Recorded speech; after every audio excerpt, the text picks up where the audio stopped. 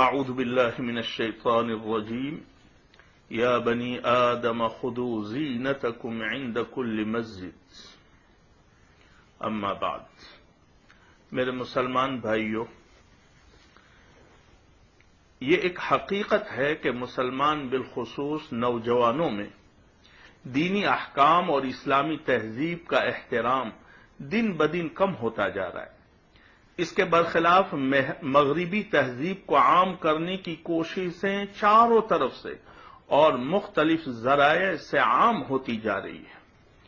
ننگے سر رہنے یا نماز پڑھنے کا چلن انگریزوں کی آمد سے پہلے مسلم معاشرے میں کہیں نظر نہیں آتا۔ علماء و صلحاء تو سر ڈھانک کر رہتے ہی تھے، عام شرفاء بھی اسے تہذیب و شرافت کا لازمہ سمجھتے تھے۔ امام ابن جوزی رحمہ اللہ تلبیس ابلیس میں فرماتے ہیں، سمجھدار آدمی سے یہ بات پوشیدہ نہیں کہ سر کھلا رکھنا بری بات اور ناپسندیدہ حرکت ہے، کیونکہ اس میں ترک ادب اور شرافت کے خلاف ورزی پائی جاتی ہے۔ شیخ عبد القادر جیلانی رحمہ اللہ غنیت الطالبین میں فرماتے ہیں، ننگے سر لوگوں میں گھومنا پھرنا مسلمانوں کے لیے مکروہ ہے۔ اب جدید تعلیم یافتہ طبقے میں ٹوپی پہننا ایسا ہی معیوب ہو گیا ہے جیسے چند سال قبل ننگے سر رہنا معیوب تھا۔ یہ سب تہذیب جدید یہودیوں کی عالمی واحد تہذیب یعنی گلوبلائزیشن کی کوشش کی دین ہے۔ میرے عزیزو، قرآن کریم میں نماز و عبادت کے لیے مکمل لباس اور کامل زینت اختیار کرنے کی موجود ہے۔ اعراف میں ارشاد ربانی ہے، یا بنی آدم خذوا زینتکم عند کل مسجد۔ یہ آدم کے بیٹوں اور بیٹیوں، جب کبھی مسجد میں نماز پڑھنے جاؤ تو اچھا لباس پہن کر جاؤ۔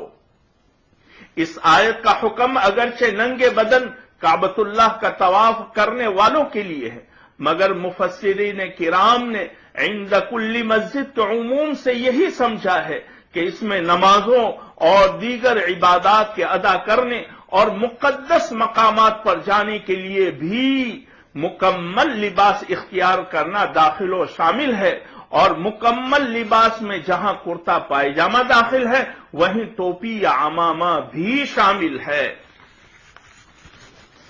یعنی سر سے پیر تک ایسا لباس ہو جس کو اسلامی کلچر میں بہترین پسندیدہ لباس قرار دیا گیا ہو، اور اسلامی کلچر میں بہترین لباس پگڑی اور ٹوپی پہننا ہے۔ آپ صلی اللہ علیہ وسلم نے سر پر پگڑی باندھنے کی فضیلت بیان فرمائی ہے۔ چنانچہ فتح الباری میں آپ صلی اللہ علیہ وسلم کا فرمان ہے، تعمموا تزدادوا حلما، پگڑی باندھو بردباری میں اضافہ ہوگا، یعنی ضبط و تحمل کرنا اور جذبات پر قابو پانا آسان ہو جائے گا۔ پگڑی باندھنا اسلام کے طور و طریق میں سے ہیں، اور صرف ٹوپی پہننا بھی اسلام کے آداب میں سے ہیں۔ آپ صلی اللہ علیہ وسلم اور صحابہ سے صرف ٹوپی پہننا بھی ثابت ہے، لہذا بغیر ٹوپی کے نماز پڑھنا اسلام کے آداب کے خلاف ہے۔ نبی کریم صلی اللہ علیہ وسلم کا ننگے سر رہنا یا نماز پڑھنا ثابت نہیں ہے۔ حسن سلمان نے الدین الخالص سے نقل کیا ہے کہ نبی کریم صلی اللہ علیہ وسلم سے حالت احرام کے علاوہ ننگے سر نماز پڑھانے کا کوئی ثبوت نہیں ہے۔ اگر آپ نے پڑھائی ہوتی تو احادیث میں ضرور منقول ہوتا۔ متعدد روایتوں میں آپ صلی اللہ علیہ وسلم کے سر مبارک کا عمامہ یا ٹوپی سے آراستہ ہونا مروی ہے۔ حضرت ابن عمر رضی اللہ عنہما سے مروی ہے کہ آپ صلی اللہ علیہ وسلم سفید ٹوپی استعمال فرماتے تھے۔ چنانچہ امام بخاری رحمہ اللہ عنہ نے نقل فرمایا کہ حسن بصری رحمہ اللہ عنہ کہتے ہیں کہ صحابہ کرام رضوان اللہ تعالی علیہم اجمعین گرمی کے موسم میں جبکہ مسجد کا فرش خوب گرم ہوتا تھا، اپنے عماموں اور ٹوپیوں کو ماتھے پر رکھ کر کے ان پر سجدہ کرتے تھے۔ میرے عزیزو، یہ تو نبی کریم صلی اللہ علیہ وسلم کا معمول اور عادت شریفہ تھی۔ احادیث سے معلوم ہوتا ہے کہ اس زمانے میں صحابہ کرام کا رواج بھی یہی تھا، اور کیوں نہ ہوتا، وہ لوگ تو آپ صلی اللہ علیہ وسلم کے ہر ادا کے عاشق اور اس کے متبع تھے۔ معلوم ہوا کہ ٹوپی اور عمامے کا پہننا صحابہ کرام رضوان اللہ تعالی علیہم اجمعین کے معاشرے کی عام بات تھی۔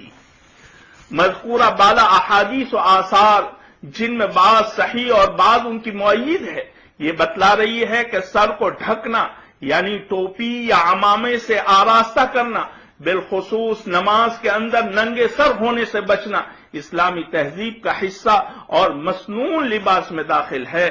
اس کے برخلاف ٹوپی نہ پہننے یا ننگے سر رہنے کی ترغیب و فضیلت کا کوئی ثبوت نہیں ہے، نہ صحیح حدیثوں میں نہ ہی ضعیف روایتوں میں۔ معلوم ہوتا ہے کہ موجودہ زمانے کا یہ فیشن اور آزادی چاہنے والوں کا چلایا ہوا چلن غیر اسلامی اور ناپسندیدہ ہے، جس سے احتیاط ضروری ہے۔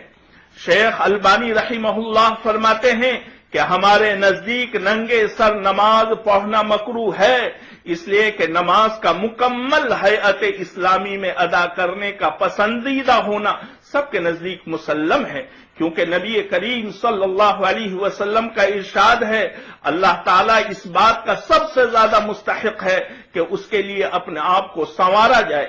نیز ننگے سر رہنے کی عادت ڈال لینا یا بازاروں میں ننگے سر گھومنا یا مقامات عبادت میں ننگے سر داخل ہونا سلف صالحین کے عرف و عادت اور طور و طریق کے خلاف اور اسلامی تہذیب کے خلاف ہے۔ لہذا خاص کر اس زمانے میں جبکہ یورپی کلچر پوری دنیا میں عام ہو رہا ہے، اس وقت ہمیں اسلامی کلچر کو ترجیح دے کر اسلام سے محبت کا ثبوت پیش کرنا چاہیے۔ اللہ پاک ہمیں نماز کے سنن و مستحبات و آداب کی رعایت کی توفیق عطا فرمائے۔ وآخر دعوانا ان الحمد للہ رب العالمین۔